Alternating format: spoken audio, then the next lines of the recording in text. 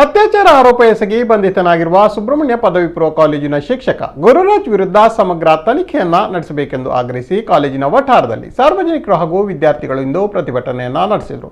ಪ್ರತಿಷ್ಠಿತ ಕುಕ್ಕೆ ಸುಬ್ರಹ್ಮಣ್ಯ ಕ್ಷೇತ್ರವನ್ನು ಹೊಂದಿರುವ ಹಾಗೂ ಇದೇ ಹೆಸರಿನ ಶಿಕ್ಷಣ ಸಂಸ್ಥೆಯಲ್ಲಿ ಕೆಲಸ ಮಾಡುತ್ತಿರುವ ಶಿಕ್ಷಕನ ಇಂತಹ ವರ್ತನೆಯನ್ನ ಸಹಿಸಲು ಸಾಧ್ಯವಿಲ್ಲ.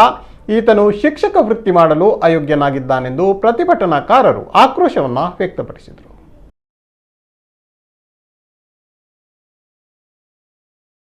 ಖಂಡಿತವಾಗಿ ನಮಗೆ ನ್ಯಾಯ ಸಿಗಬೇಕು.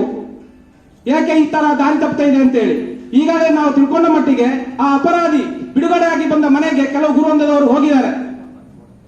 ಯಾಕೆ ಅವರಿಗೆ ಸಪೋರ್ಟ್ ಮಾಡ್ತಾ ಇದ್ದಾರೆ ಅಂತಕ್ಕಂಥ ವಿಚಾರಗಳು ಇಡೀ ಗುರುಕುಲ ಪದ್ಧತಿಯಲ್ಲಿ ನಾವು ಸಾಗಿ ಬಂದಂತ ನಮ್ಮ ಭಾರತ ದೇಶ ಗುರುಗಳಿಗೆ ಆದಂತಹ ಸ್ಥಾನಮಾನ, ತಾಯಿಗೆ ಆದಂತಹ ಸ್ಥಾನಮಾನ ನಾವು ಕೊಡ್ತಾ ಇದ್ದೇವೆ.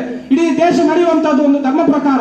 ಆ ಧರ್ಮಕ್ಕೆ ಯಾವ ಸ್ತುತಿ ತರಂತ ಆ ಒಂದು ಅಪರಾಧಿಯನ್ನ ಇಲ್ಲಿ ನಮ್ಮ ಈ ಭಾಗಕ್ಕೆ ಬರುವುದಲ್ಲ, ಅವರನ್ನು ಜೀವವಾದಿ ಶಿಕ್ಷೆ ಕೊಡುವಂತ ಕೆಲಸ, ಜೈಲಲ್ಲೇ ಕೊರಗಿ ಸಾಗಿರ್ತಕ್ಕಂಥ ಕೆಲಸ ನಾವು ಮಾಡಬೇಕು. ಇವತ್ತು ನಿಮ್ಗೆ ಹೇಳ್ಬೋದು, ಪ್ರತಿಭಟನೆ ಮಾಡಬೇಡಿ, ಕೋವಿಡ್ ತೊಂದರೆ ಇದೆ, ಕಾನೂನು ಉಲ್ಲಂಘನೆ ಆಗ್ತದೆ ಅಂತ ಹೇಳಿ. ನನ್ನ ಹೆಂಡತಿಗೆ, ನನ್ನ ಮಗಳಿಗೆ ಅತ್ಯಾಚಾರ ಆದ್ರೆ ಕಾನೂನು ಉಲ್ಲಂಘನೆ ನಾನು ಮಾಡೇ ಮಾಡ್ತೇನೆ. ನೆನಪಿಟ್ಟುಕೊಳ್ಳಿ ಬಂಧುಗಳೇ, ನೆನಪಿಟ್ಟುಕೊಳ್ಳಿ.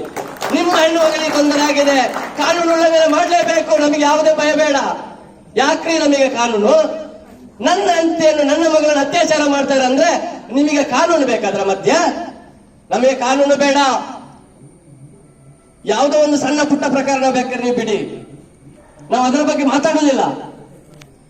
ಆದ್ರೆ ಇದು ಆಗಿರುವುದು ಭಾರತ ದೇಶದ ಅವಮಾನ, ಗುರು ಪರಂಪರೆಗೆ ಅವಮಾನ, ಈ ಕ್ಷೇತ್ರಕ್ಕೆ ಅವಮಾನ. ನೆನಪಿಟ್ಟುಕೊಳ್ಳಿ.